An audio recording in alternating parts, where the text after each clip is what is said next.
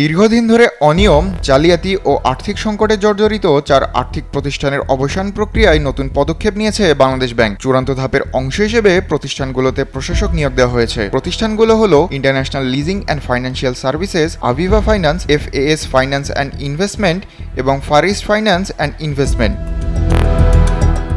Bangladesh bank জানিয়েছে, আমানতকারীদের অর্থ ফেরত দেওয়ার প্রক্রিয়া শুরু করতে সরকার ২৭০০ কোটি টাকা বরাদ্দ দিয়েছে। প্রথম ধাপে একজন আমানতকারী সর্বোচ্চ ১০ লাখ টাকা পর্যন্ত ফেরত পাবেন। এরপর খেলাপি ঋণ আদায় ও প্রতিষ্ঠানের সম্পদ বিক্রির মাধ্যমে অর্থ সংগ্রহ করে আনুপাতিক হারে বাকি টাকা পরিশোধ করা হবে। 4 প্রতিষ্ঠানের প্রশাসক হিসেবে নিয়োগ পেয়েছেন বাংলাদেশ ব্যাংকের পরিচালক পর্যায়ের কর্মকর্তারা। তাদের সহায়তায় থাকবেন 2 জন করে সহযোগী প্রশাসক। কেন্দ্রীয় ব্যাংকের আশা, প্রশাসকদের তত্ত্বাবধানে অবসান প্রক্রিয়া আরও দ্রুত ও সুশৃঙ্খলভাবে সম্পন্ন হবে।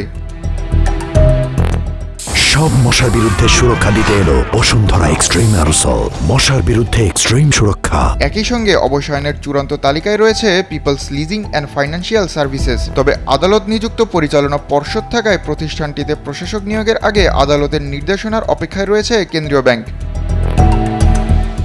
বাংলাদেশ ব্যাংক এর আগে দুর্বল 20টি আর্থিক প্রতিষ্ঠান চিহ্নিত করে কারণ দর্শানোর নোটিশ দিয়েছিল। বিভিন্ন ধাপ শেষে 9টি প্রতিষ্ঠান বন্ধের সিদ্ধান্ত নেওয়া হয়। এর মধ্যে 4টিতে প্রশাসক নিয়োগ দেওয়া হয়েছে, আর 4টি প্রতিষ্ঠানকে পরিস্থিতি উন্নয়নের জন্য অতিরিক্ত সময় দেওয়া হয়েছে।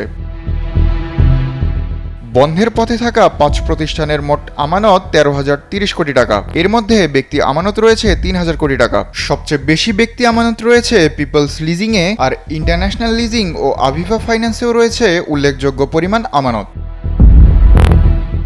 বিদ্যমান আইনে কোনো আর্থিক প্রতিষ্ঠান বন্ধ হলে আমানত বীমা তহবিল থেকে সর্বোচ্চ 2 লাখ টাকা পর্যন্ত ফেরত পাওয়ার সুযোগ রয়েছে। তবে এবার আমানতকারীদের স্বার্থ রক্ষায় বিশেষ উদ্যোগ নিয়েছে সরকার ও বাংলাদেশ ব্যাংক। এখন নজর থাকবে প্রশাসকদের তত্ত্বাবধানে কত দ্রুত আমানত ফেরত দেওয়া যায় এবং অবসান প্রক্রিয়া কতটা সফলভাবে সম্পন্ন হয়।